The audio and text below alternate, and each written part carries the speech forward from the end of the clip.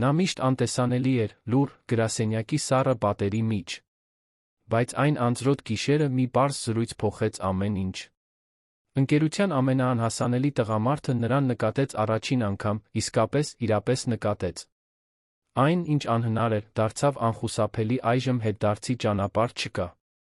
Եթե սիրում եք այսպիսի հուզական սիրային պատմություններ, ապա բաժանորդագրվեք ալիքին մեկնաբանություններում գրեք, թե որտեղից եք դիտում։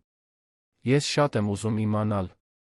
Անահիտը միշտ հավատացել էր, որ որոշ մարդիկ ծնվել են փայլելու համար, իսկ մյուսներին բաժին է հասել հեռվից հետելը։ Նա պատկանում էր երկրորդ խմբին, կամ գոնե այդպես էր կրկնում ինքն իրեն ամեն առավոտ, մտնելով Ավետիսյան շինարարական հոլդինգի հայելապատ շենք, որը Երանի խոշորագույն կառուցապատող ընկերություններից մեկն էր։ Այդ վեհաշուկ շենքն իր ապակե պատերով, որոնք արտացոլում էին մայրաքաղաքի մոխրագույն երկինքը, կարծես անխնա կուլ էր տալիս իր նման փոքրիկ գոյություններին։ Արդեն 5 տարի էր, ինչ նա աշխատում էր այնտեղ։ Սկսել էր որպես փորձնակ, դարձել գործավարի օգնական, մեծ ջանքերի շնորհիվ հասել նախագծերի համակարգողի պաշտոնին։ Ոչ մի արտառոց բան, ոչինչ, որ ուշադրություն գրավեր։ Նա արդյունավետ էր, ճշտապահ, զուսպ։ Միջանցքներով անցնում էր լուրջ ստվերի պես, գործընկերներին ողջունում զուսպ ժպիտով վերադառնում իր սեղանին, որը լի էր հաշվետվություններով ու աղյուսակներով, որոնք, բացի իրենից, կարծես ոչ ոք լիովին չէր հասկանում։ Բայց կար մի բան, որ Անահիտը գաղտնի էր պահում, մի բան, որն ավելի ծանր էր, քան բոլոր այն թղթապանակները, որոնք նա հավասարակշռում էր ձեռքերում ժողովների ընթացքում։ Նա սիրահարված էր ընկերության գլխավոր տնօրեն Դավիթ Ավետիսյանին։ Այն տղամարդուն, որը ամեն ինչ բոլորին ղեկավարում էր ամուր ձեռքով, հեռավոր հայացքով։ Այն տղամարդուն, որը հորից ժառանգել էր կայսրությունը, ընկերությունը դարձրել հանրապետական նշանակության առաջատար։ Այն տղամարդուն, որը 5 տարվա ընթացքում երբեք նրա վրա չէր նայել այլ կերպ, քան մասնագիտական անտարբերությամբ։ Դավիթը բարձրահասակ էր, լայնաթիկունք, մուգ, միշտ անթերի սանրված մազերով մի կեցվածքով, որը հարգանք էր ներշնչում, առանց նրա որևէ խոսք ասելու։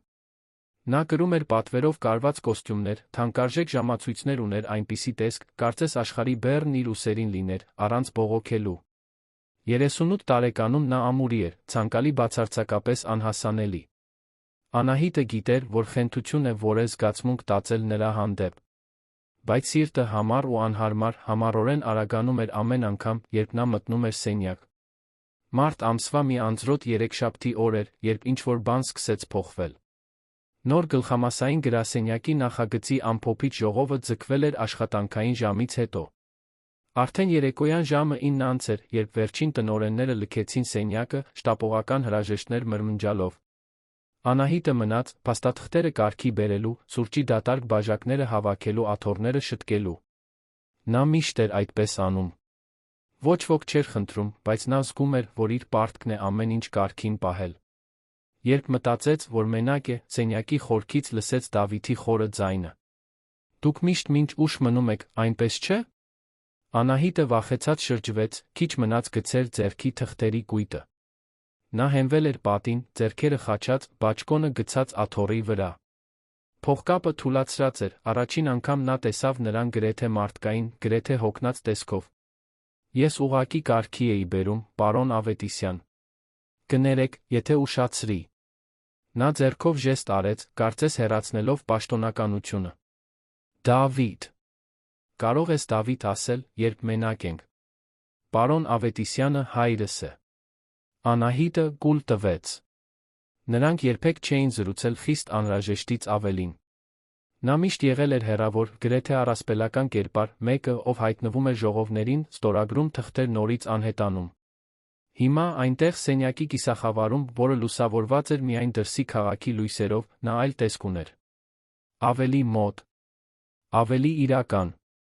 «Դու այսօր լավ աշխատանք կատարեցիր», ասաց նա, մոտենալով պատուհանին։ «Քո ներկայացումները միշտ ճշգրիտ են։ Ես նկատել եմ»։ Անահիտը զգաց, թե ինչպես այրվեց դեմքը։ Նա նկատել էր։ Դավիթ Ավետիսյանը նկատել էր իրեն։ «Շնորհակալ եմ», մրմնջաց նա, չիմանալով էլ ինչ ասել։ «Որքան ժամանակ է, ինչ այստեղ ես»։ 5 տարի։ 5 տարի, կրկնեց նա, կարծես ինչ-որ բան հաշվարկելով։ Եվ ես երբեք չեմ հարցրել քո լրիվ անունը։ Անահիտ Սարգսյան։ Սարգսյան, նա թեթակի ժպտաց, գրեթե աննկատ ժպիտով։ Հայաստանում միլիոնավոր Սարգսյաններ կան։ Բայց միայն մեկ Անահիտ, որն այսպիսի մոլեռանդ կատարելությամբ է կարգի բերում հաշվետվությունները։ Նա չգիտեր, դա հաճոյախոսություն էր, թե քննադատություն, բայց այնպես, ինչպես նա ասաց մի մեղմությամբ, որը նա երբեք չէր լսել նրա ձայնում, ստիպեց սրտին արագ բաբախել։ Նրանք մի քանի վայրկյան լուռ մնացին, միայն պատուհաններին զարկվող անձրի ձայնն էր լցնում նրանց միջ եղած տարածությունը։ Տանը քեզ սպասող կա, հանկարծ հարցրեց նա։ Ոչ։ Մենակ եմ ապրում։ Ես էլ։ Նա հոգոց հանեց, ձեռքը տանելով մազերի միջով։ Երբեմն մտածում եմ, որ չափազանց երկար եմ մենակ ապրում։ Անահիտը չիմացավ ինչ պատասխանել։ Այդ խոսքերում մի խոցելիություն կար, որը նրան անակնկալի բերեց։ Դավիթ Ավետիսյանը, այն մարդը, որը ղեկավարում էր հարյուրավոր աշխատակիցների, որը կնքում էր միլիոնավոր դրամների պայմանագրեր, որը հայտնվում էր գործարար ամսագրերի շապիկներին, այնտեղ էր, խոստովանելով իր մենակությունը մի աշխատակցուհու, որին հազիվ էր ճանաչում։ Ինչու եք ինձ դա պատմում, համարձակվեց հարցնել նա։ Նա շրջվեց դեպի իրեն, առաջին անգամ նրանց հայացքներն իսկապես հանդիպեցին։ Դա մասնագիտական հայացք չէր, ոչ էլ պատահական։ Դա լարված էր, երկար, լի մի բանով, որը Անահիտը չէր կարողանում անվանել, բայց որը ճանաչում էր հոգու խորքում։ Որովհետև դու նման ես մեկին, ով կհասկանա, պարզապես ասաց նա։ Այդ գիշերվանից ամեն ինչ փոխվեց։ Ոչ ակնհայտ կերպով, ոչ այնպես, որ ուրիշները նկատեին։ Բայց նրանց միջ ինչ-որ բան խախտվել էր։ Դավիթը սկսեց խնդրել, որ նա մնա ժողովներից հետո նախագծերի մանրամասները քննարկելու։ Զրույցները ձգվում էին, շեղվում մասնագիտական թեմայից։ Նա պատմում էր ընտանեկան կայսրությունը ղեկավարելու ճնշման, երբեք չդադարող սպասումների, հաջողության հետ եկող մենակության մասին։ Նա խոսում էր Լոռու մարզում անցկացրած իր համեստ մանկության, 3 երեխա միայնակ մեծացրած մոր, տանն օգնելու համար հետաձգված երազանքների մասին։ Նրանք բացահայտեցին, որ սիրում են նույն գրքերը, ծիծաղում են նույն անհաջող կատակների վրա, կիսում են նույն անհարմարավետությունը հասարակական միջոցառումներին։ Դավիթը, որն այդքան ինքնավստահ էր տնօրենների խորհրդի նիստերին, անվստահ էր դառնում, երբ խոսքը զգացմունքների մասին էր։ Անահիտը, որն այդքան լուռ էր աշխատավայրում, ձայն էր ստանում, երբ մենակ էր նրա հետ։ Միջանցքներում պատահական հանդիպումներն այլս այնքան էլ պատահական չէին։ Նա միշտ կանգ էր առնում, միշտ զրուցելու պատրվակ ուներ։ Մի հաճոյախոսություն այստեղ, մի հարց այնտեղ։ Գործընկերները սկսեցին նկատել, բայց Անահիտը ձացնում էր, թե չի նկատում հետաքրքրասեր հայացքները, շուկները, որոնք դադարում էին, երբ նա անցնում էր։ Մի ուրբաթ օր, այդ առաջին զրույցից գրեթե 2 ամիս անց, անխուսափելին տեղի ունեցավ։ Մեկ այլ ժողով, որը ձգվեց, մեկ այլ գիշեր, երբ նրանք մենակ մնացին։ Բայց այս անգամ օդում ինչ-որ այլ բան կար։ Մի լարվածություն, որը մասնագիտական չէր, մի էլեկտրականություն, որը յուրաքանչյուր վայրկյանը ստիպում էր թվալ ժամանակի մեջ կախված։ Անահիտը նստած էր համակարգչի դիմաց, վերանայում էր թվերը, երբ զգաց նրա ներկայությունն իր հետում։ Դավիթը մոտեցավ, այնքան մոտ, որ նա կարող էր զգալ նրա մարմնի ջերմությունը, նրա օգտագործած զուսպ օծանելիքի բույրը, շնչառությունը, որը կարծես նույնքան արագացած էր, որքան իրենը։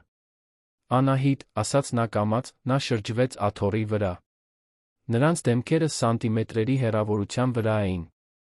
Նա տեսնում էր յուրաքանչյուր մանրուք, քունքերին սկսվող ջերմակ մազերը, մուգ աչքերի հոգնածությունը, գզակի վրայի գրեթե աննկատ սպին։ Եվ հետո, առանց որը մեկը հստակ իմանար, թե ով սկսեց, նրանք համբուրվում էին։ Դա մի համբույր էր, որը սկսվեց տատանվելով, գրեթե հարցի պես, վերածվեց պատասխանի։ Մի համբույր, որը կրում էր նրա 5 տարվա մենակությունը, նրա մի ամբողջ կյանքի մեկուսացումը։ Երբ բաժանվեցին, երկուսն էլ շնչահեղձ էին, նայում էին միմյանց զարմանքի թեթացման խառնուրդով։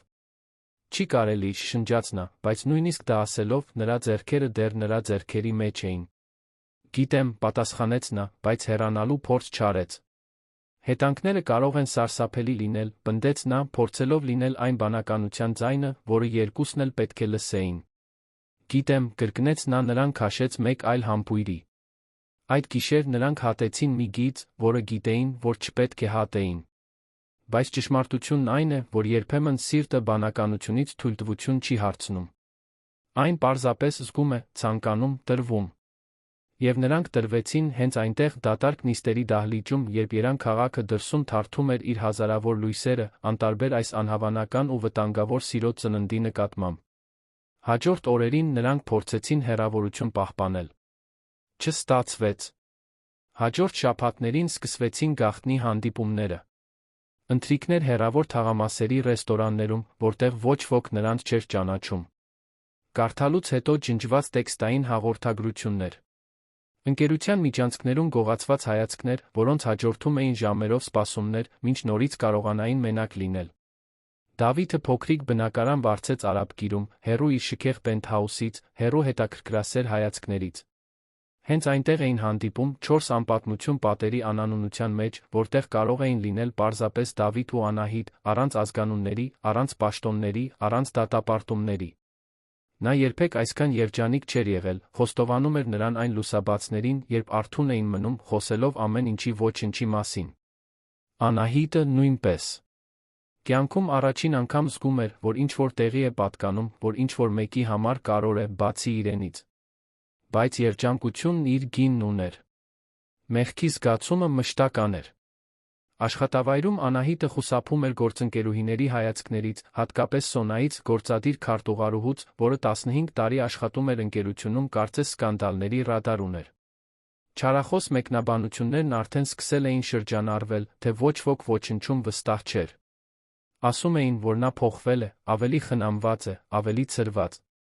Ենթադրում էին խորհրդավոր ընկերոջ մասին։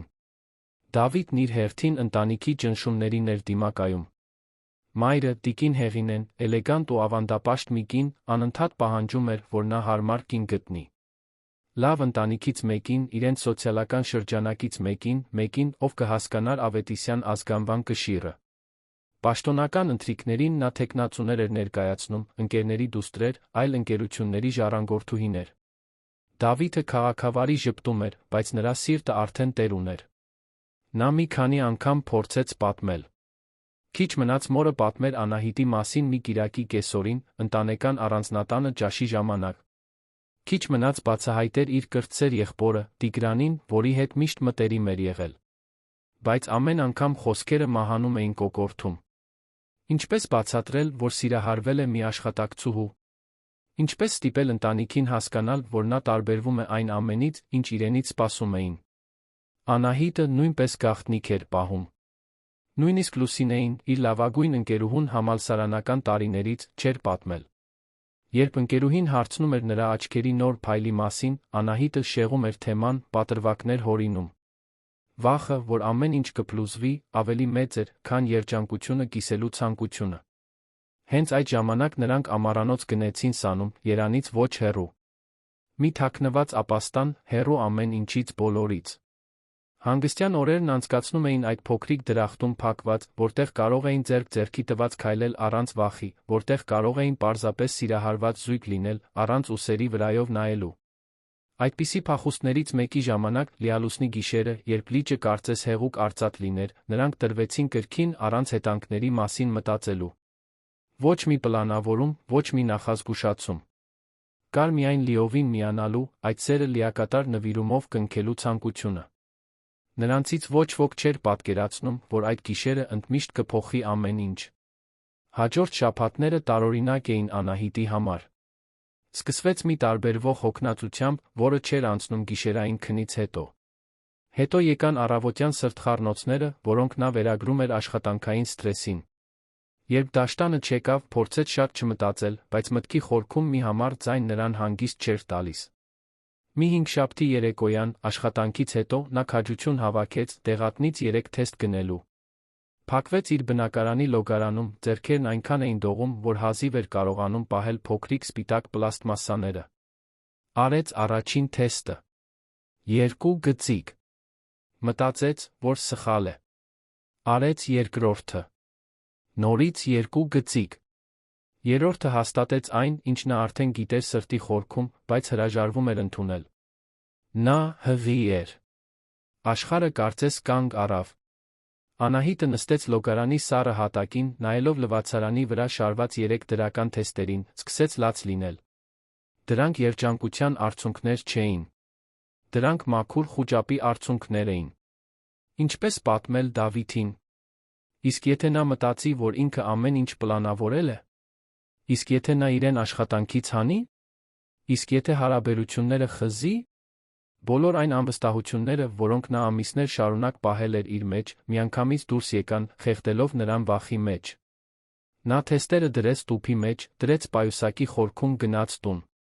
Ամբողջ գիշեր արթուն մնաց, սցենարներ պատկերացնելով, զրույցներ փորձելով, որոնք երբեք տեղի չէին ունենա։ Հաջորդ օրը աշխատավայրում ամբողջ օրը խուսափեց Դավիթից։ Գոյություն չունեցող ժողովներ հորինեց, փակվեց արխիվի սենյակում, փախչում էր միջանցքներով, երբ տեսնում էր, որ նա մոտենում է։ Նա նկատեց, իհարկե, հաղորդագրություններ ուղարկեց, հարցնելով, թե արդյոք ամեն ինչ կարգին է։ Նա պատասխանում էր անորոշ պատրվակներով։ Մի քանի անգամ զանգեց, նա չպատասխանեց։ Հեռավորությունը մեծանում էր, դրա հետ Դավիթի անհանգստությունը։ Անահիտը թեստերը պահեց գրասենյակի դարակում, հին փաստաթղթերի կույտի տակ, մտածելով, որ այնտեղ դրանք ապահով կլինեն։ Ժամանակ էր պետք մտածելու, ճիշտ բառերը գտնելու, քաջություն հավաքելու համար։ Բայց ժամանակը, ինչպես միշտ, իր սեփական պլաններն ուներ։ Հավանեցիք այս պատմությունը։ Ասացեք ինձ ձեր կարծիքը այս պատմության մասին, թե ինչպես եք կարծում, այն կավարտվի։ Երկուշաբթի առավոտյան Դավիթն առանց զգուշացնելու մտավ Անահիտի սենյակ։ Նա մեջքով կանգնած էր, արխիվում թղթապանակներ էր դասավորում, քիչ մնաց ամեն ինչ գցեր, երբ լսեց նրա ձայնը։ Մենք պետք է խոսենք։ Դա խնդրանք չէր։ Դա փաստի արձանագրում էր։ Անահիտը դանդաղ շրջվեց, սիրտը այնքան ուժեղ էր բաբախում, որ վստահ էր, նա կարող էր լսել։ Դավիթը փոխված էր։ Նրա ուսերին լարվածություն կար, աչքերում մի անհանգստություն, որը նա երբեք չէր տեսել։ Հիմա լավ պահ չէ, փորձեց նա, բայց ձայնը թույլ, անհամոզիչ հնչեց։ Դու ինձանից խուսափում ես մի շաբաթ, Անահիտ։ Մի ամբողջ շաբաթ առանց ինձ պատասխանելու, առանց նորմալ պատասխանելու, պատրվակներ հորինելով։ Ես գոնե մի բացատրության արժանի եմ։ Նա բացեց բերանը պատասխանելու, բայց բառերը չեկան։ Ինչպես բացատրել անբացատրելին։ Ինչպես ասել, որ հղի է մի տղամարդուց, որը հազիվ է հրապարակայնորեն ընդունում իրենց հարաբերությունները, որը ամեն ինչ գաղտնի է պահում, կարծես դա ամոթալի բան լինի։ Ամեն ինչ կարգին է, ստեց նա։ Ուղղակի հոգնած եմ։ Սուտ է, ասաց նա, մոտենալով։ Ես քեզ ճանաչում եմ։ Գիտեմ, երբ ինչ-որ բան այն չէ։ Դավիթ, խնդրում եմ։ Ոչ այստեղ։ Ոչ հիմա։ Նա հոգոց հանեց, ձեռքը տարավ մազերի միջով, հիասթափության մի ժեստով, որը նա արդեն լավ գիտեր։ Պատրաստվում էր ինչ-որ բան ասել, երբ նրա հեռախոսը զանգեց։ Կարոր զանգ էր, դատելով այն բանից, թե ինչպես կնճռեց ճակատը, տեսնելով անունը էկրանին։ Նաս մեկ անգամ նայեց Անահիտին, կարծես այդ պատկերը հիշողության մեջ դաջելով, դուրս եկավ սենյակից, առանց այլս ոչինչ ասելու։ Անահիտն ընկավ աթոռին, ժամանակավոր թեթացումը շուտով փոխարինվեց մեղքի զգացումով։ Չէր կարող հավերժ փախչել։ Բայց ամեն անցնող օրվա հետ զրույցն ավելի դժվար էր դառնում, գաղտնիքն ավելի ծանր, վախը ավելի կաթվածահար անող։ Օրը ձգվեց ժողովների հաշվետվությունների անվերջ հաջորդականությամբ։ Անահիտը հազիվ էր կարողանում կենտրոնանալ։ Սրտխառնոցները վատթարացել էին, նա ավելի շատ ժամանակ էր անցկացնում լոգարանում փակված, քան իր աշխատասեղանի մոտ։ Սոնան, գործադիր քարտուղարուհին, սկսեց անհարմար հարցեր տալ։ Լավ ես։ Շատ վատ տեսք ունես։ Ուղղակի մի քիչ վատառողջ եմ։ Երի կերածս է վնասել։ Եթե ինչ-որ բանի կարիք լինի, ասա։ Բայց Սոնայի տոնի մեջ մի բան կար, որը անկեղծորեն մտահոգված չէր հնչում։ Կար հետաքրքրասիրություն, գուցե նույնիսկ բավարարվածություն, Անահիտին խոցելի տեսնելուց։ Նրանք երբեք մտերիմ չէին եղել։ Սոնան միշտ այն խմբից էր, որը հավատում էր, որ յուրաքանչյուրը պետք է իր տեղում մնա, Անահիտը, որը համեստ ծագում ուներ, հաստատապես չէր պատկանում կորպորատիվ էլիտայի շրջանակին։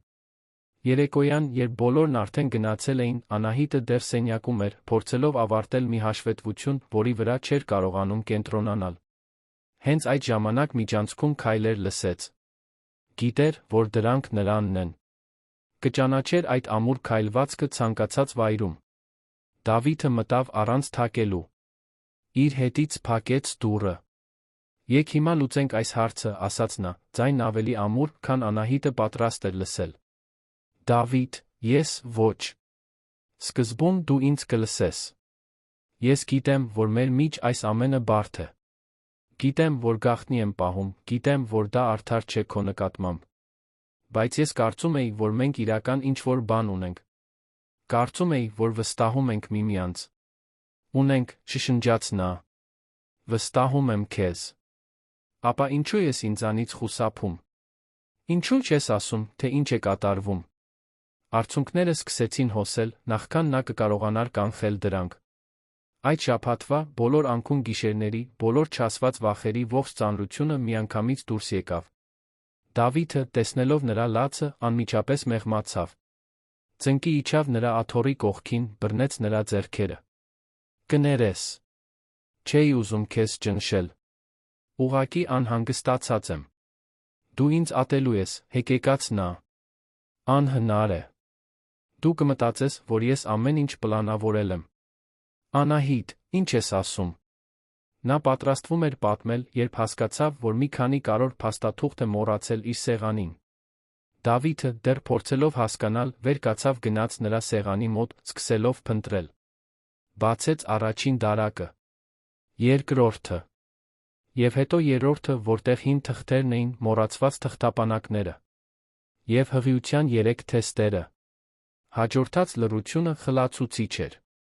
Դավիթը թեստերը պահել էր ձեռքերում, նայում էր դրանց, կարծես դրանք այլմոլորակային առարկաներ լինեին։ Դանդաղ շրջվեց դեպի Անահիտը, որը կաթվածահար նստած էր աթոռին, դեմքը թաց արցունքներից, սպասելով նրա արձագանքին։ Սա… Սկսեց նա, ձայնը տարօրինակ հանգիստ, այն է, ինչ ես մտածում եմ։ Անահիտը պարզապես գլխով արեց, անկարող խոսելու։ Հաջորդած վայրկյանները ժամեր թվացին։ Նա տեսնում էր, թե ինչպես են հույզերն անցնում նրա դեմքով, շոկ, շփոթություն, մի բան, որը նա չէր կարողանում բացահայտել։ Եվ հետո, իր լիակատար զարմանքի համար, Դավիթը սկսեց ծիծաղել։ Դա նյարդային կամ հիստերիկ ծիծաղ չէր։ Դա մաքուր ուրախության ծիծաղ էր։ Դու հղի ես, ասաց նա, կարծես կորած գանձ լիներ գտել։ Դու հղի ես ու ինձ չես ասել։ Ես վախենում էի, խոստովանեց նա հեկեկոցների միջով։ Վախենում էի, որ կմտածես, թե ես սա կազմակերպել եմ, որ ուզում եմ քեզ կապել, որ այս երեխան իմն է, ընդհատեց նա, դեռ թեստերը ձեռքին։ Իհարկե քոնն է, նա գրեթե բղավեց, վիրավորված հարցից։ Ապա ինչի։ Համար դու ինձ չէիր ասում։ Նա մոտեցավ, նորից ծնկի իջնելով նրա դիմաց։ Անահիտ, ես քեզ սիրում եմ։ Սրա մասին կասկածներ չպետք է լինեին։ Բայց մենք հազիվ ենք դա հրապարակայնորեն ընդունում։ Որտեղից իմանայի, որ դու երեխա կուզենայիր։ Մենք երբեք սրա մասին չենք խոսել։ Դավիթը նրա դեմքը վերցրեց ձեռքերի մեջ, ստիպելով նրան նայել իր աչքերին։ Ես քեզ հետ ամեն ինչ եմ ուզում։ Ամեն ինչ։ Հասկանում ես։ Այս երեխան խնդիր չէ։ Սա լավագույն նորությունն է, որը ես կարող էի ստանալ։ Անահիտը չէր կարողանում հավատալ իր լսածին։ Մի ամբողջ շաբաթ նա պատկերացրել էր հնարավոր վատագույն արձագանքները։ Պատկերացրել էր, որ նա կխնդրի, որ ինքը մենակ լուծի հարցը, որ նրան կհեռացնի, որ ամեն ինչ կհերքի։ Երբեք, նույնիսկ իր ամենալավատեսական երազներում, չէր պատկերացրել, որ նա կուրախանա։ Վստահ ես, հարցրեց նա, դեռ վախեցած։ Երբեք կյանքումս ոչ մի բանում այսքան վստահ չեմ եղել։ Նա նրան քաշեց մի այնպիսի ամուր գրկախառնության մեջ, որ Անահիտը հազիվ էր կարողանում շնչել։ Այնտեղ նրա գրկում նա առաջին անգամ զգաց, երբ տեսավ այդ երկու գծիկները, որ գուցե ամեն ինչ լավ լինի։ Գուցե աշխարհը չփլուզվի։ Գուցե, ուղղակի գուցե, նրանք կարողանան միասին ինչ-որ բան կառուցել։ Բայց հիմա գալիս է դժվար մասը, ասաց Դավիթը, երբ վերջապես բաժանվեցին։ Մենք պետք է պատմենք բոլորին։ Անահիտը զգաց, թե ինչպես ստամոքսը նորից շրջվեց, բայց այս անգամ դա հղիության սրտխառնոց չէր։ Դա մաքուր վախ էր այն ամենից, ինչ սպասվում էր։ Հաջորդ օրերին նրանք սկսեցին պլան կազմել։ Դավիթն ուզում էր անմիջապես պատմել, բայց Անահիտը ժամանակ խնդրեց։ Պետք էր ճիշտ անել, պետք էր պատրաստվել հետանքներին։ Առաջին մարդը, ում Դավիթն ուզում էր պատմել, Տիգրանն էր, իր կրտսեր եղբայրը։ Տիգրանը 32 տարեկան էր, աշխատում էր ընկերությունում ավելի շատ պարտականությունից դրդված, քան կոչումով, հայտնի էր որպես Ավետիսյանների ընտանիքի ամենաանմիջական անդամ։ Միշտ կատակ ուներ լեզվի ծայրին, միշտ տեսնում էր ամենալարված իրավիճակների թեթ կողմը։ Դավիթը ընթրիք կազմակերպեց մի համեստ ռեստորանում, միայն երեքով։ Երբ Անահիտը ժամանեց տեսավ Տիգրանին արդեն սեղանի շուրջ նստած, նրա առաջին ռեակցիան փախչելն էր։ Բայց Դավիթը ամուր բռնեց նրա ձեռքը, քաջություն տալով։ Տիգրանը ոտքի կանգնեց նրանց տեսնելով, դեմքին հետաքրքրասեր արտահայտություն։ «Ուրեմն դու ես», ասաց նա, ժպտալով։ Այն խորհրդավոր կինը, որը եղբորս այս հիմար սիրահարվածի տեսքն է տվել։ Անահիտը կարմրեց, բայց Տիգրանն այնքան անկեղծորեն բարեհամբույր էր, որ անհնար էր մի փոքր չհանգստանալ։ Նստեցին, ուտելիք պատվիրեցին, խոսեցին սովորական թեմաներից։ Բայց ճաշի կեսին Դավիթը խորը շունչ քաշեց, ասաց. «Տիգրան, ես ու Անահիտը մի քանի ամիս է, ինչ միասին ենք»։ Եվ նա հղի է։ Հաջորդած լռությունը կարճ տեց։ Տիգրանը գցեց պատառաքաղը, նայեց մեկ-մեկին, մեկ մյուսին, հետո մի լայն ժպիտ բացվեց նրա դեմքին։ «Ախպեր, վերջապես», ասաց նա, խփելով սեղանին։ «Վերջապես դու կդադարես լինել այս ձանձրալի աշխատամոլը, իրական կյանք կունենաս»։ «Դու չես զայրանում», հարցրեց Դավիթը, ակնհայտորեն զարմացած։ «Զայրանում։ Ես քեռի եմ դառնալու։ Խելագարի պես ուրախ եմ»։ Նա շրջվեց դեպի Անահիտը։ «Բարի գալուստ ընտանիք, հարս։ Քեզ համբերություն է պետք գալու սրա հետ, բայց երաշխավորում եմ, որ խորքում նա լավ տղա է»։ Անահիտը չկարողացավ զսպել արցունքները։ Այս անգամ թեթացման արցունքներ։ Տիգրանի արձագանքն այնքան տարբեր էր նրանից, ինչ նա սպասում էր, որ զգաց, թե ինչպես մի հսկայական բեռ ընկավ իր ուսերից։ «Հիմա գալիս է դժվար մասը», ասաց Տիգրանը, ավելի լրջանալով։ «Մաման ու պապան»։ Դավիթը գլխով արեց, անհանգստությունը վերադարձավ նրա դեմքին։ Տիկին Հեղինեն պարոն Մարտին Ավետիսյանը վեհաշուկ կերպարներ էին, մարդիկ, որոնք ավանդույթները դրոշի պես էին կրում։ Նրանց պատմելը կրակի մկրտություն էր լինելու։ Եվս 2 շաբաթ պահանջվեց, որ Դավիթը քաջություն հավաքի։ Ընթրիք կազմակերպեց ընտանեկան առանձնատանը, ծնողներին զգուշացրեց, որ կարևոր բան ունի ասելու։ Անահիտն ամբողջ օրը պատրաստվում էր։ Ընտրեց համեստ, բայց էլեգանտ հագուստ, սարքեց մազերը, շպարվեց։ Դրսից փորձում էր ինքնավստահ ելալ։ Ներսից սարսափած էր։ Երբ հասան առանձնատուն, ձորափի մի վեհաշուկ շենք, Անահիտը զգաց, որ ոտքերը թուլանում են։ Դավիթը նկատեց սեղմեց նրա ձեռքը։ «Ամեն ինչ լավ կլինի», շշնջաց նա։ «Ես քեզ հետ եմ»։ Սպասուհին նրանց ուղեկցեց դեպի ճաշասենյակ, որտեղ տիկին Հեղինեն պարոն Մարտինն արդեն նստած էին։ Տիգրանը նույնպես այնտեղ էր, հավանաբար որպես բարոյական աջակցություն։ Ընտանիքի մայրապետը 65 տարեկան մի կին էր, ջերմակ մազերն անթերի սանրված, բրենթային հագուստ, ուղիղ կեցվածք։ Պարոն Մարտինը, մի քանի տարով մեծ, նույն խստությունն ուներ հայացքում, որը Դավիթը կրում էր աշխատանքային ժողովներին։ Տիկին Հեղինեն նայեց Անահիտին մի արտահայտությամբ, որը աղջիկը չկարողացավ վերծանել։ Դա թշնամանք չէր, բայց ոչ էլ հենց ջերմություն։ Դա վերլուծություն էր, գնահատում, լուր դատավճիռ։ «Մամա, պապա», սկսեց Դավիթը, հենց որ բոլորը նստեցին, ես կցանկանայի պաշտոնապես ներկայացնել Անահիտ Սարգսյանին։ Մենք մի քանի ամիս է, ինչ միասին ենք։ Սարգսյան, կրկնեց տիկին Հեղինեն, կարծես անունը լեզվի վրա փորձելով։ Ո՞ր ընտանիքից։ Ես Վանաձորից եմ, Լոռու մարզից, պատասխանեց Անահիտը, ձայնն ավելի ամուր, քան սպասում էր։ Մայրս թոշակառու ուսուցչուհի է։ Երան եմ եկել համալսարան ընդունվելու 5 տարի է, ինչ աշխատում եմ Ավետիսյան շինարարական հոլդինգում։ Ընկերությունում, ասաց պարոն Մարտինը։ Ինչ պաշտոնում։ Նախագծերի համակարգող։ Լռությունը ծանր էր։ Տիգրանը անհարմար հազաց։ Դավիթը լարված էր, պատրաստ պաշտպանելու Անահիտին ցանկացած հարձակումից։ Բայց հետո տիկին Հեղինեն անսպասելի բան արեց։ Նա ժպտաց։ Դա լայն ժպիտ չէր, բայց անկեղծ էր։ 5 տարի, ասաց նա։ Պետք է լավը լինես քո գործում, որ այդքան երկար մնացել ես։ Փորձում եմ, տիկին Հեղինե, խնդրում եմ։ Եթե ընտանիքի մաս ես դառնալու, կարող ես ինձ Հեղինե ասել։ Անահիտը թարթեց, շփոթված. ընտանիքի մաս դառնալ։ Նայեց Դավիթին, որը կարծես նույնքան զարմացած էր, որքան ինքը։ Հենց այդ ժամանակ նա խորը շունչ քաշեց, երկրորդ ռումբը պայթեցրեց. Եվս մի բան կա։ Անահիտը հղի է։ Մենք երեխա ենք ունենալու։ Հաջորդած լռությունն այլ էր։ Ավելի ծանր, ավելի լիցքավորված։ Տիկին Հեղինեն գցեց պատարագաղը։ Պարոն Մարտինը գնճռեց ճակատը։ Տիգրանը ամուր բռնեց գինու բաժակը։ Անահիտը զգաց, որ ուշագնաց կլինի։ Եվ հետո, բոլորի լիակատար զարմանքի համար, առաջինը խոսեց պարոն Մարտինը։ Թոռ, ասաց նա, նրա ձայնում կար մի բան, որը կարող էր հուզմունք լինել։ Վերջապես թոռ։ Տիկին Հեղինեն նայեց ամուսնուն, հետո որդուն, հետո Անահիտին։ Դանդաղ վեր կացավ աթոռից, Անահիտը պատրաստվեց վատագույնին։ Բայց կոշտ խոսքերի փոխարեն զգաց տարեց կնոջ ձեռքերն իր շուրջը, մի ամուր զարմանալիորեն քնքուշ գրկախառնություն։ Բարի գալուստ, աղջիկս, շնջաց տիկին Հեղինեն նրա ականջին։ Մենք քո մասին հոգ կտանենք։ Արցունքները վերադարձան, բայց այս անգամ դրանք թեթացման երախտագիտության արցունքներ էին։ Ընթրիքը շարունակվեց, այժմ բոլորովին այլ մթնոլորտում։ Պարոն Մարտինը հարցեր էր տալիս Անահիտի առողջության մասին, թե արդյոք նա հսկողության տակ է, արդյոք ինչ-որ բանի կարիք ունի։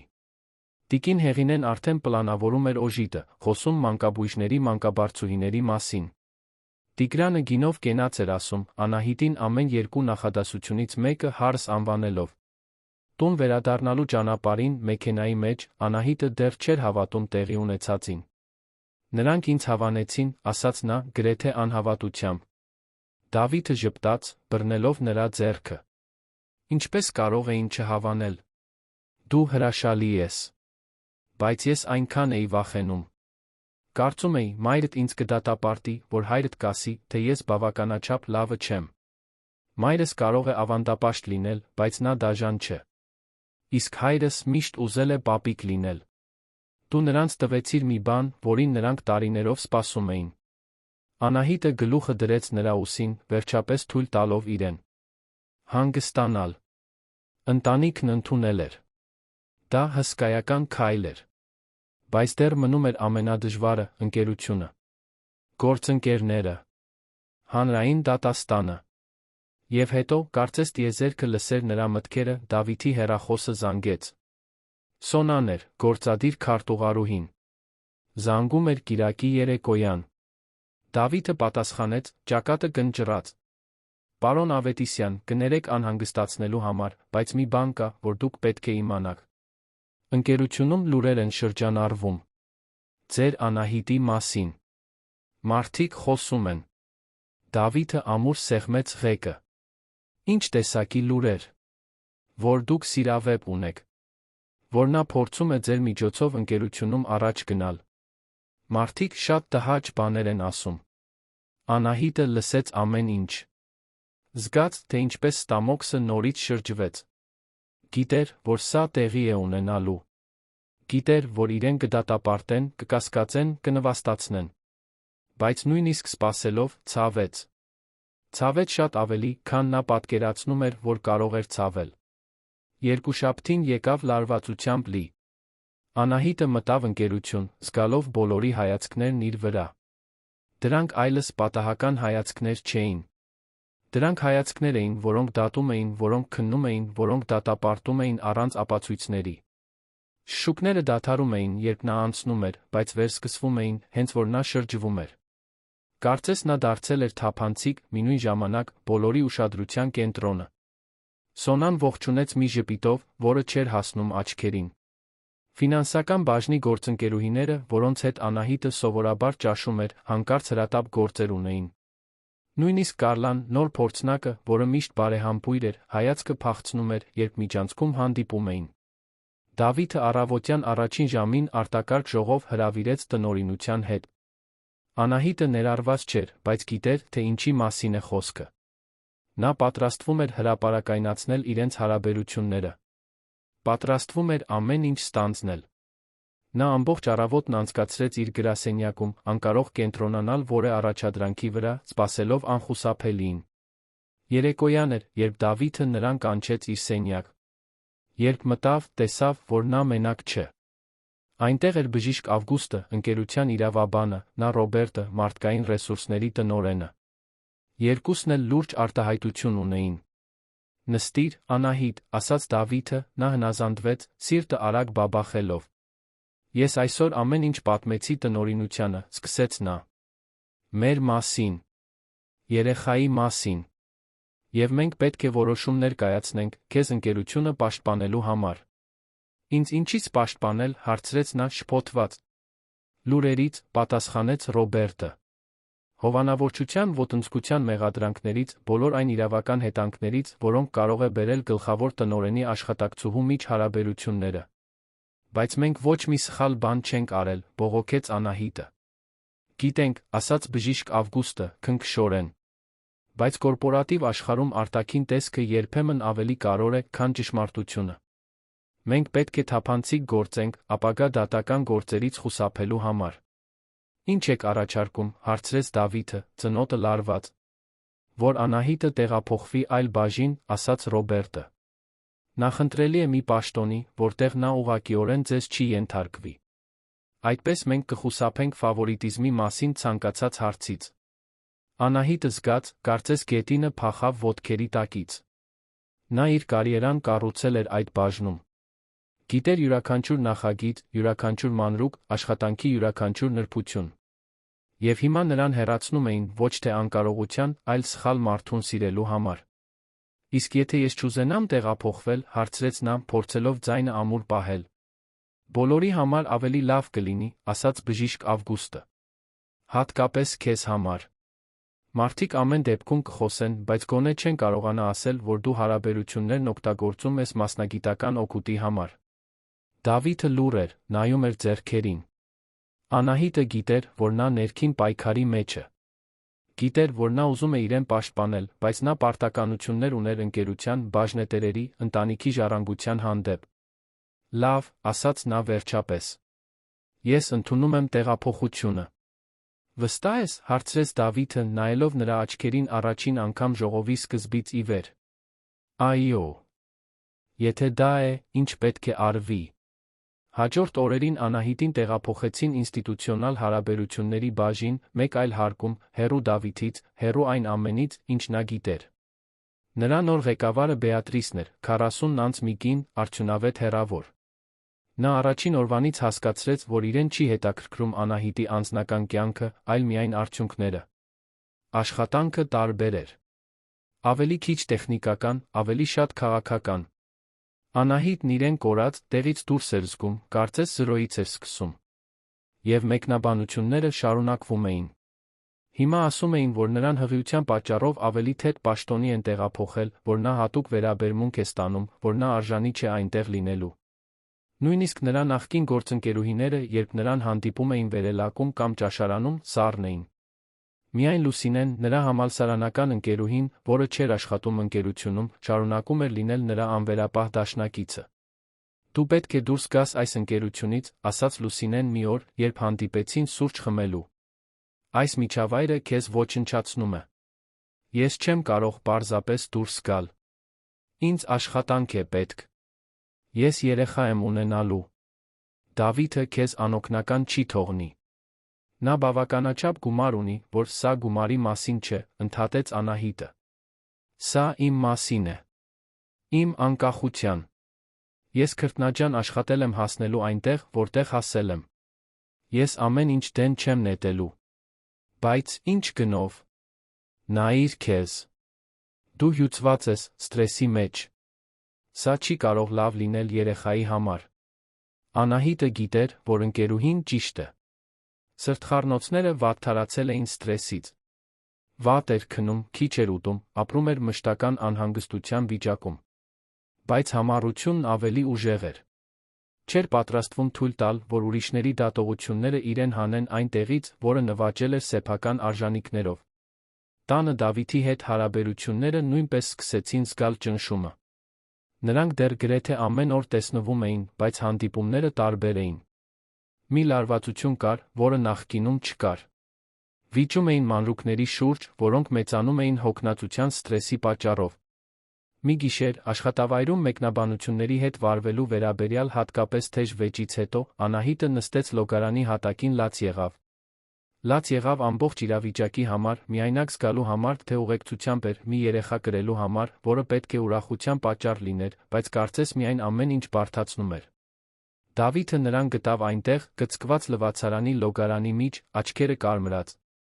Առանց ոչինչ ասելու, ծնկի իջավ նրա կողքին, նրան քաշեց մի ամուր գրկախառնության մեջ։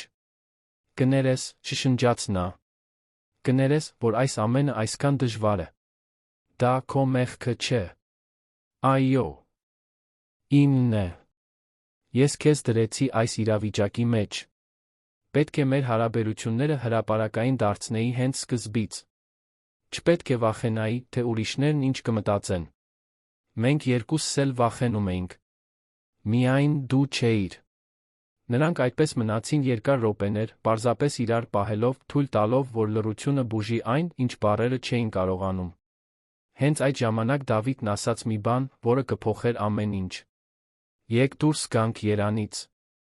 «Ինչպես թե»։ «Մի որոշ ժամանակով։ Միայն մենք երկուսս։ Փախչենք այս ամբողջ ճնշումից, այս մշտական դատողությունից։ Մենք պետք է վերամիանանք, հիշենք, թե ինչու ենք միասին։ Իսկ աշխատանքը։ Իսկ ընկերությունը։ Տիգրանը կարող է մի քանի շաբաթ հոգ տանել ամեն ինչի մասին։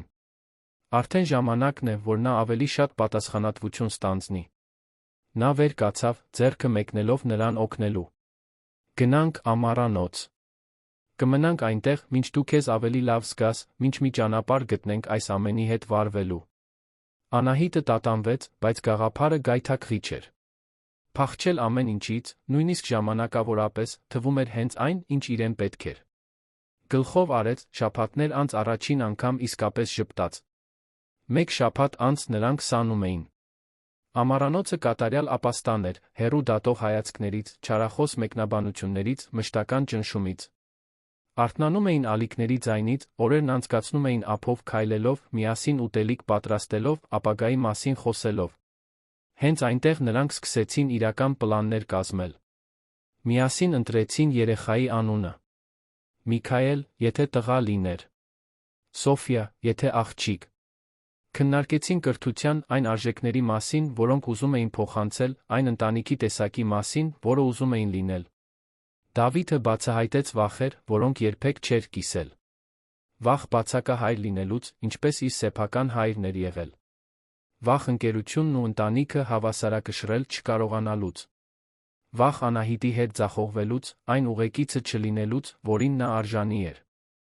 Անահիտը նույնպես բացվեց։ Խոսեց հարուստ ընտանիքից չլինելու անվստահության, միշտ շրջապատի մարդկանցից պակաս զգալու մասին։ Վախի մասին, որ Դավիթը վերջիվերջո կհոգնի իրենից, կհասկանա, որ ավելի լավ տարբերակներ կան, ավելի հարմար կանայք իր կարգավիճակին։ «Ես ավելի լավ մեկին չեմ ուզում», ասաց նա, նրա դեմքը բռնելով ձեռքերի մեջ։ «Ես քեզ եմ ուզում։ Քո բոլոր վախերով, բոլոր անվստահություններով, քո ողջ համառությամբ։ Դու ամենաիրական մարդն ես, ում երբե հանդիպել եմ»։ «Իսկ դու», պատասխանեց նա շոյելով նրա դեմքը, «ամենաբարի մարդն ես, թաքնված ամենալուրջ դիմակի հետում, որը երբե տեսել եմ»։ Մի գիշեր, թարմ ձկով աղցանով պարզ ընթրիքից հետո, Դավիթը խնդրեց Անահիտին ուղեկցել իրեն պատշգամբ։ Լիճը հանգիստ էր, երկինքը, աստղազարդ, մի թեթ զեփյուռ էր փչում։ Նա նյարդային էր թվում, ինչը անսովոր էր այդքան վերահսկվող մեկի համար։ «Մի բան կա, որ ուզում եմ քեզ հարցնել», սկսեց նա։ Անահիտը նայեց նրան, հետաքրքրված։ Դավիթը ծնկի իջավ, նա հասկացավ, հուզմունքի ցնցումով, որ նա գրպանից մի փոքրիկ տուփ է հանում։ Դա շքեղ տուփ չէր, ոչ էլ աչքի ընկնող զարդ։ Դա մի պարզ մատանի էր, սպիտակ ոսկուց, նուրբ կատարյալ։ «Անահիտ Սարգսյան», ասաց նա, ձայնը հուզմունքից դողալով, «դու մտար իմ կյանք, երբ ես նույնիսկ չգիտեի, որ այն դատարկ է։ Ինձ սովորեցրիր, որ հաջողությունը չի չափվում կնքված պայմանագրերով կամ եռամսյակային շահույթներով։ Ինձ ցույց տվեցիր, որ սիրելը վերահսկողությունը կորցնելը չէ, այլ վստահել ընտրելը։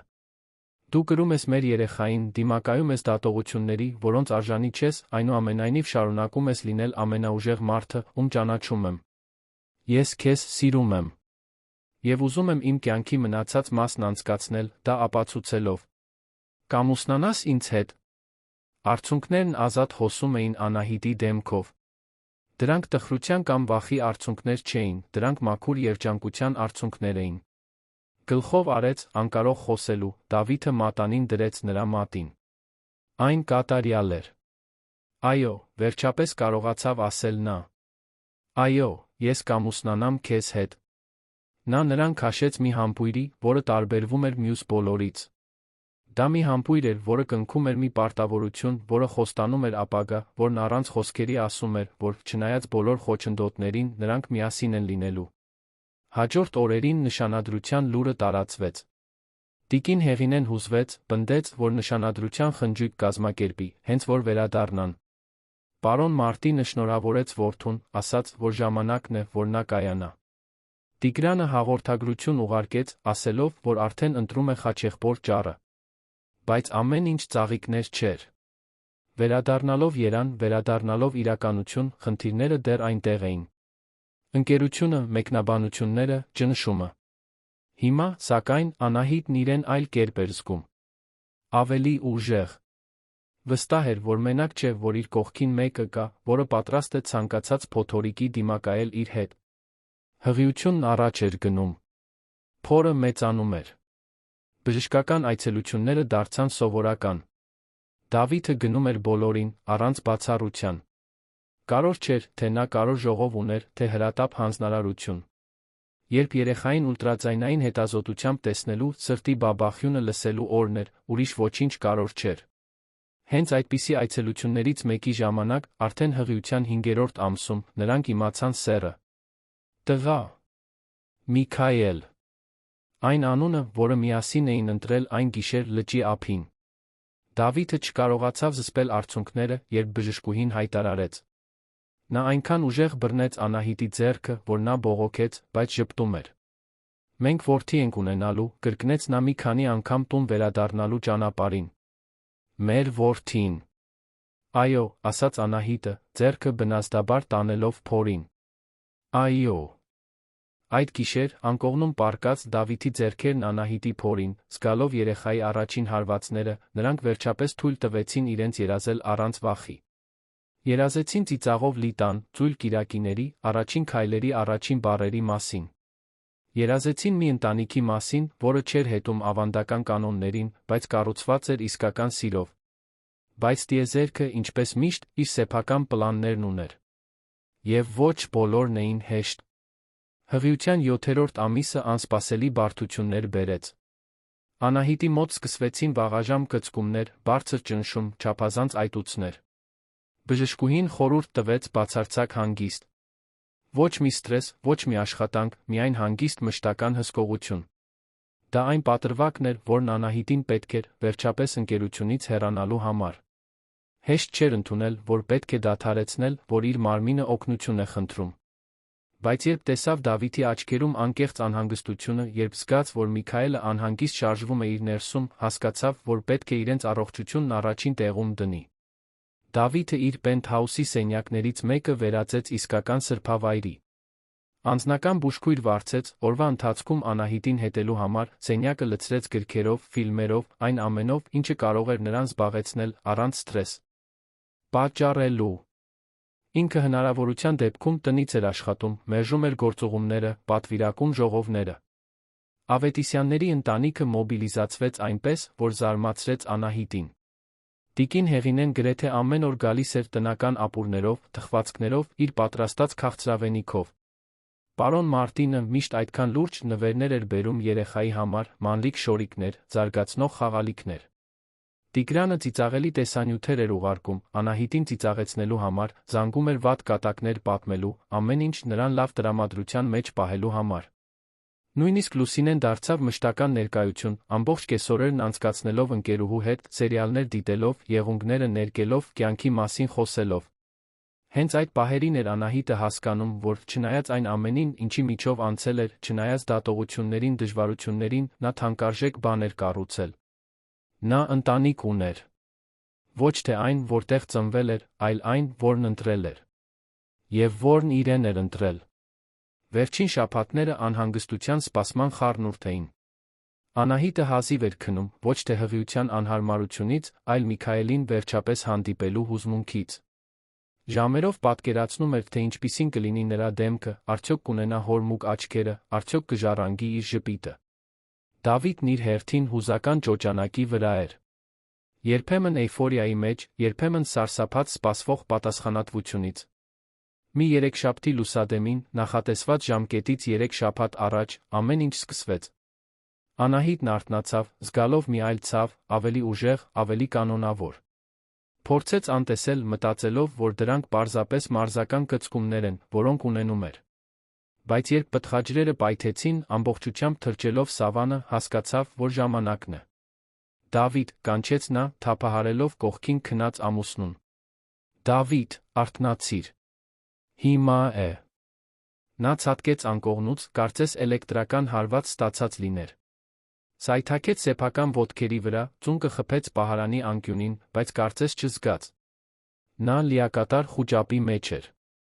Պայուսակը, ես մոռացել եմ, թե որտեղ եմ դրել պայուսակը, ասում էր նա, վազելով այս ու այն կողմ։ Պահարանում է, որտեղ միշտ եղել է, ասաց Անահիտը, փորձելով հանգստություն պահպանել, չնայած ցավին, որը սկսում էր ուժեղանալ։ Դավիթ, շնչիր։ Ինձ պետք է, որ դու հանգիստ լինես։ Ճիշտ է, ճիշտ է։ Հանգստություն։ Ես հանգիստ եմ։ Բայց նա ակնհայտորեն հանգիստ չէր։ Տաբատը հակառակ կողմով հագավ, կոստյումի բաճկոնը վերցրեց սովորականի փոխարեն, քիչ մնաց դրամապանակը մոռանար։ Անահիտը կծիծաղեր, եթե ավելի ու ավելի մոտեցող կծկումներ չունենար։ Հիվանդանոց տանող ճանապարհը խուճապի քնքշության խառնուրդ էր։ Դավիթը վարում էր աշխարհի ամենաթանկ բեռը տեղափոխողի չափազանցված զգուշությամբ, կանգնելով բոլոր դեղին լուսացույցների տակ, շրջադարձերը կատարելով դանդաղեցված կադրի պես։ Անահիտը ամուր բռնել էր նրա ձեռքը, շնչելով այնպես, ինչպես ծննդաբերության դասընթացի հրահանգիչն էր սովորեցրել։ Երբ հասան հիվանդանոց, բժշկական անձնակազմն արդեն պատրաստ էր։ Նրանք ամեն ինչ նախապես պայմանավորվել էին, ընտրել լավագույն թիմը, լավագույն հիվանդասենյակը։ Անահիտին անմիջապես տարան ծննդաբերական բաժանմունք, Դավիթը կպած նրան, հրաժարվելով մի վայրկյան անգամ նրա կողքից հեռանալ։ Ծննդաբերությունը երկար տեց։ 12 ժամ ավելի ու ավելի ուժեղ կծկումներ, ցավ, որը կարծես վերջ չուներ, բացարձակ հյուծվածություն։ Դավիթն այնտեղ էր ամբողջ ընթացքում, սրբում էր նրա ճակատի քրտինքը, քաջալերող խոսքեր շշնջում, լինելով այն ապահով նավահանգիստը, որի կարիքը նա ուներ։ Դու կարող ես, ասում էր նա։ Դու ամենաուժեղ կինն ես, ում ճանաչում եմ։ Էլի մի քիչ։ Էլ չեմ դիմանում, լաց էր լինում նա։ Շատ է ցավում։ Գիտեմ, սերս։ Գիտեմ։ Բայց Միքայելը գրեթե այստեղ է։ Մեր որդին գրեթե այստեղ է։ Եվ հենց այդ վստահության 9 ամիս կրած երեխային հանդիպելու խոստման մեջ Անահիտը ուժ գտավ շարունակելու։ Երբ բժշկուհին վերջապես ասաց, որ ճիգ թափելու ժամանակն է, նա կառչեց Դավիթի ձեռքից հրեց իր ողջ ուժով։ Երեխայի լացը արձագանքեց սենյակում, ամեն ինչ կանգ առավ։ Ժամանակը, ցավը, հոգնածությունը, ամեն ինչ լուծվեց այդ ձայնի մեջ։ Ամենագեղեցիկ ձայնը, որ Անահիտը երբել լսել էր իր ողջ կյանքում։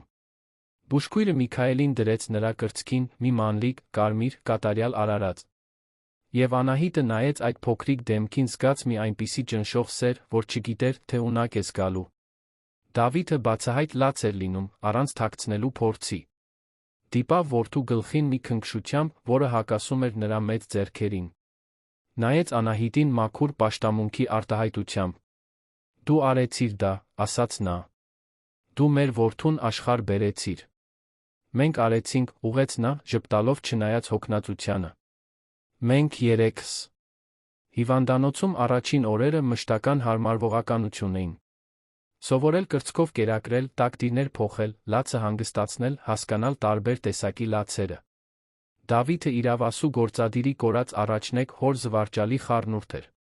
Միքայելին պահում էր, կարծես ապակուց լիներ, շի ջերմաստիճանը 10 անգամ ստուգում էր տալուց առաջ, խուճապի էր մատնվում ամեն փռշտոցից։ Ընտանիքը այցելում էր կազմակերպված հերթափոխով, Անահիտին չհոգնեցնելու համար։ Տիկին Հեղինեն եկավ արցունքներն աչքերին, երբ առաջին անգամ տեսավ թոռանը։ Միքայելին վերցրեց գիրկը, սկսեց մի հին օրորոցային երգել, որը սովորաբար երգում էր իր սեփական երեխաների համար։ Պարոն Մարտինը, միշտ այդքան զուսպ, տեսանելիորեն հուզված էր։ Թորնիկին զգուշությամբ պահեց խոստումներ շշնջաց, սովորեցնել նրան ձուկ բռնել, շախմատ խաղալ, լավ մարդ լինել։ Տիգրանն ամենածիծաղելին էր։ Եկավ երեխայից մեծ փափուկ արջուկով, սիրելի քեռի, գրությամբ շապիկով։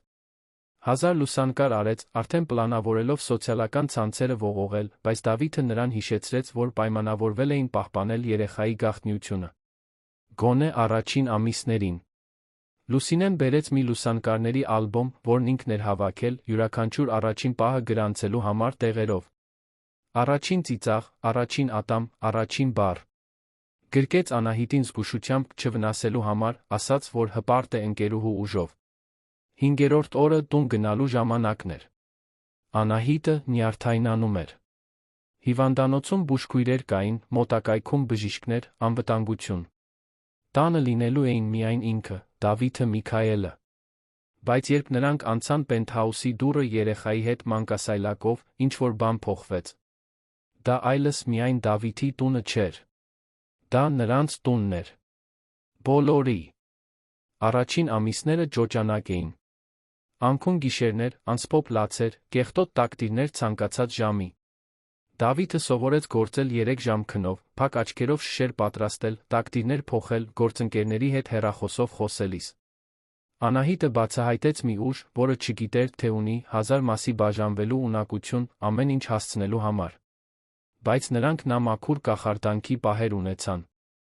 Առաջին անգամ, երբ Միքայելն իսկապես ժպտաց, ոչ թե պարզապես ռեֆլեքս, այլ մի ժպիտ, որը լուսավորեց մանլիկ դեմքը։ Առաջին անգամ, երբ նա ճանաչեց Դավիթի ձայնը, անմիջապես դադարեց լաց լինել։ Առաջին անգամ, երբ ամուր բռնեց Անահիտի մատը, կարծես ասելով, որ երբեք բաց չի թողնի։ Դավիթը աստիճանաբար վերադարձավ աշխատանքի, բայց նա այլ մարդ էր։ Անհրաժեշտությունից դուրս մինչ ուշ չէր մնում, երկար գործուղումներ չէր ընդունում, կարևոր պահերը բաց չէր թողնում։ Երբ Միքայելն ունեցավ առաջին պլանային այցելությունը, նա այնտեղ էր։ Երբ առաջին պատվաստման ժամանակն էր, նա այնտեղ էր։ Երբ երեխան առաջին անգամ ջերմեց Անահիտը խուճապի մատնվեց, Դավիթն էր, որ հանգստություն պահպանեց, զանգեց մանկաբույժին, ամեն ինչ կարգի բերեց։ Անահիտը որոշեց չվերադառնալ ընկերություն։ Դա հեշտ որոշում չէր, բայց ճիշտ էր։ Հրաժարվեց այն կարիերայից, որը կառուցել էր այդքան ջանքով, որպեսզի լիովին նվիրվի Միքայելին, գոնե առաջին տարիներին։ Դավիթը լիովին աջակցեց, երաշխավորեց, որ նա երբեք ստիպված չի լինի անհանգստանալ գումարի համար, բայց Անահիտը պնդեց, որ մի փոքր անկախություն պահպանի։ Սկսեց առցանց խորհրդատվություն տալ, իր սեփական ռիթմով, իր սեփական ժամանակացույցով։ Միքայելի կնունքի խնջույքը մի միջոցառում էր, որը համախմբեց երկու ընտանիքներին։ Անահիտի մայրը եկավ Լոռուց, մի պարզ, բայց մեծ սիրտ ունեցող կին, որը լաց եղավ, տեսնելով դստերը այդքան երջանիկ։ Նրա եղբայրները նույնպես ներկա էին, հպարտ իրենց քրոջով, որը հաջողության էր հասել մեծ քաղաքում։ Ավետիսյանների կողմից ներկա էր ողջ մեծ ընտանիքը։ Հենց խնջույքի ժամանակ Անահիտը պարզության պահ ունեցավ։ Նայեց շուրջը, տեսավ Միքայելին մորական տատիկի գրկում, շրջապատված բոլոր կողմերից սիրով։ Տեսավ Դավիթին, որը խոսում էր իր եղբոր հետ, երկու ընտանիքները խառնվում էին առանց դասակարգային կամ ծագումնաբանական արգելքների։ Տեսավ տիկին Հեղինեին, որը իր մորը սովորեցնում էր ավանդական ուտեստ պատրաստել, երկուսը ծիծաղում էին հին ընկերուհիների պես։ Եվ հասկացավ, որ հենց դա էր կարևորը։ Ոչ թե այն դատողությունները, որոնց դիմակայել էր, ոչ թե չարախոս մեկնաբանությունները, ոչ թե ճանապարհի դժվարությունները։ Կարևորն այն սերն էր, որը կառուցել էին, այն ընտանիքը, որը ձավորել էին, այն կյանքը, որը միասին ստեղծում էին։ Դավիթը մոտեցավ, ձեռքը դնելով նրա գոտկատեղին։ Ինչի՞ մասին ես մտածում, հարցրեց նա։ Այն մասին, թե ինչպես ամեն ինչ փոխվեց այն գիշերվանից նիստերի դահլիճում։ Նա ժպտաց, այն թեթակի ժպիտով, որը նա այնքան էր սիրում։ Դեպի լավը փոխվեց։ Դեպի անսահման լավը, պատասխանեց նա, նրան քնքշորեն համբուրելով։ Միքայելը սկսեց լաց լինել, ուշադրություն պահանջելով։ Անահիտը գնաց նրա մոտ, վերցրեց գիրկը, երեխան անմիջապես հանգստացավ։ Դավիթը գրկեց նրանց երեքին միասին մի փոքրիկ կատարյալ ընտանիք իր անկատարության մեջ։ Ով կմտածեր, ասաց Անահիտը, որ դեղատան թեստի երկու գծիկը կարող էին այդքան բան փոխել։ Կյանքի լավագույն պատահարները, պատասխանեց Դավիթը, համբուրելով որդու ճակատը։ Եվ այդ պահին Միքայելի հետ իրենց միջ արջում փայլուն ապագայով, բոլոր խոչընդոտները հաղթահարած սիրով, Անահիտը գիտեր, որ գտնվում է հենց այնտեղ, որտեղ պետք է լիներ։ Դա հեշտ ճանապարհ չէր, կատարյալ հեքիաթ չէր։ Դա իրական էր, դժվար էր, մարտահրավերներով լի։ Բայց դա իրենցն էր։ Եվ դա էր ամենակարևորը։ Ամիսները վերածվեցին տարիների։ Միքայելն իր առաջին քայլերն արեց, բռնելով հոր մոր ձեռքերից, մեկը մի կողմից, մյուսը մյուս։ Ասաց իր առաջին բառը, որը «պապա» էր, Անահիտի մոտ ձական խանդ առաջացնելով։ Ունեցավ իր առաջին հիստերիան սուպերմարկետում, իր առաջին օրը դպրոցում, աշխարհի իր առաջին բացահայտումները։ Դավիթն ու Անահիտն ամուսնացան մտերմիկ արարողությամբ, միայն մոտ ընտանիքի իսկական ընկերների ներկայությամբ։ Ոչ մի ավելորդ շքեղություն, ոչ մի հարյուրավոր հյուրեր։ Միայն այն մարդիկ, որոնք կարող էին, վկայելով երկու հոգիների միությունը, որոնք հանդիպել էին ամենաանհավանական վայրում, կառուցել արտասովոր մի բան։ Ընկերությունը շարունակեց բարգավաճել Դավիթի ղեկավարությամբ, բայց նա սովորեց պատվիրակել, վստահել, ամեն ինչ միայնակ չկրել։ Տիգրանը ավելի շատ պատասխանատվություն ստանձնեց, ապացուցեց, որ նույնքան ունակ է, որքան եղբայրը։ Միասին նրանք ընդլայնեցին բիզնեսը, չկորցնելով այն, ինչն իսկապես կարևոր էր։ Անահիտը երբեք չվերադարձավ Ավետիսյան շինարարական հոլդինգ, որպես աշխատակից, բայց դարձավ անկախ խորհրդատու, հարգված իր գիտելիքների փորձի համար։ Աշխատեց իր սեփական պայմաններով, կառուցեց իր սեփական հեղինակությունը, ապացուցեց, որ Ավետիսյան ազգանվան կարիքը չուներ հաջողակ լինելու համար։ Թե այդ ազգանունը հպարտությամբ էր կրում, նրա տաղանդն էր, որ նրան սահմանում էր։ Սանի ամառանոցը դարձավ ընտանիքի սիրելի վայրը։ Ամեն ամիս մի հանգստյան օր էին վերցնում, Երանի Եռուզեռից փախչելու վերամիանալու համար։ Միքայելն այնտեղ սովորեց լողալ, կառուցեց իր առաջին ավազե ամրոցները, հավաքեց խեցիներ, որոնք գանձերի պես էր պահում։ Այդպիսի ուղղորություններից մեկի ժամանակ, երբ Միքայելն արդեն 3 տարեկան էր, Անահիտը բացահայտեց, որ նորից հղի է։ Այս անգամ խուճապ չկար, վախ չկար։ Կար միայն մաքուր ուրախություն։ Դավիթը նրան գիրկն առավ պտտեց, ստիպելով նրան ծիծաղել։ Միքայելը, լիովին չհասկանալով, հուզված ցատկոտում էր ծնողների շուրջը։ Մենք քույրիկ կամ եղբայրիկ ենք ունենալու, բացատրեց Անահիտը որդուն։ Ես երկուսն էլ եմ ուզում, պատասխանեց Միքայելը երեխայի պարզ տրամաբանությամբ, ծնողներին ծիծաղեցնելով։ Սոֆյան ծնվեց 9 ամիս անց, Երանի մի անձրոտ գարնանը։ Ավելի հանգիստ, ավելի արագ ծննդաբերություն էր։ Անահիտը գիտեր, թե ինչ սպասել, ավելի պատրաստված էր։ Իսկ Դավիթը, այժմ փորձառու հայր, հանգստություն պահպանեց սկզբից մինչ վերջ։ Երբ երեխան ծնվեց, Միքայելն ուզեց անմիջապես նրան գրկել, խոստանալով լինել աշխարհի լավագույն ավագ եղբայրը։ Կյանքը շարունակեց իր բնականոն ընթացքը։ Դժվարություններ եղան, իհարկե։ Դժվար գիշերներ, մանկական հիվանդություններ, հիստերիաներ, կրթության շուրջ վեճեր։ Բայց շատ ավելի շատ սեր կար։ Ծննդյան օրեր, որոնք նշվում էին շոկոլադե տորթով գունավոր փուչիկներով։ Ծույլ կիրակիներ, երբ բոլորը կուտակվում էին բազմոցին, մուլտֆիլմեր դիտելով։ Ընտանեկան ընթրիքներ, որտեղ յուրաքանչյուրը պատմում էր իր օրվա մասին։ Տիկին Հեղինեն, պարոն Մարտինը դարձան ներկա հոգատար տատիկ-պապիկներ։ Անահիտի մայրը լոռուց գալիս էր, երբ կարողանում էր, տունը լցնելով քաղցրավենիքով գյուղական պատմություններով։ Երկու տատիկները դարձան անբաժան ընկերուհիներ, միավորված թոռների հանդեպ սիրով։ Տիգրանը վերջապես ամուսնացավ մի յոգայի ուսուցչուհու հետ, որը ողջ ընտանիքին սովորեցրեց ավելի լավ շնչել, ավելի քիչ սթրեսի ենթարկվել։ Ունեցավ երկվորյակներ, որոնք դարձան Միքայելի Սոֆիայի լավագույն ընկերները։ Երեխաները միասին մեծացան, հորաքրոջ հորեղբոր երեխաներ, սրտի քույր եղբայրներ։ Տարիներ անց մի սովորական գիշեր, երեխաներին քնեցնելուց հետո, Անահիտն ու Դավիթը նստեցին պենթհաուսի պատշգամբում, նայելով ներքում թարթող Երանի լույսերին։ Նա գլուխը դրեց նրա ուսին, նա ձեռքը գցեց նրա շուրջը, մի ժեստ, որը նույնքան բնական էր, որքան շնչելը։ Դու որե բանի համար զղջում ես, հանկարծ հարցրեց նա։ Դավիթը մի պահ մտածեց, իսկապես քննարկելով հարցը։ Ոչ այն ամենի համար, ինչ կառուցել ենք, ոչ քեզ համար, ոչ երեխաների։ Գուցե զղջում եմ, որ այդքան երկար տեց մեր հարաբերությունները հրապարակայնացնելը։ որ թույլ տվեցի քեզ սկզբում մենակ դիմակայել դատողություններին։ Դու ինձ մենակ չթողեցիր։ Այնտեղ էիր, քո ձով։ Բայց կարող էի ավելի խիզախ լինել։ Կարող էի աշխարհին գոռալ, որ քեզ սիրում եմ հենց առաջին պահից։ Անահիտը ժպտաց, շրջվելով նրա աչքերին նայելու։ Իսկ հիմա գոռում ես աշխարհին։ Ամեն օր, պատասխանեց նա, նրան քնքշորեն համբուրելով։ Ամեն օր։ Եվ այսպես, այդ պահի պարզության մեջ ամփոփված էր նրանց ողջ պատմությունը։ Մի սեր, որը սկսվել էր թաքուն, որը դիմակայել էր դատողությունների, որը հաղթահարել էր վախերը։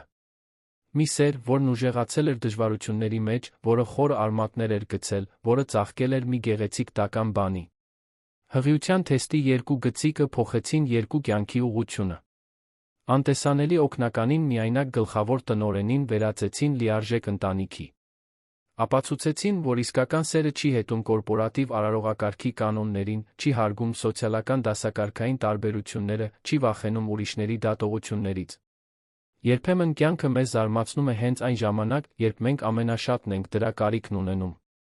Երբեմն այն, ինչը պատահար է թվում, իրականում ճակատագրի դրսևորումն է։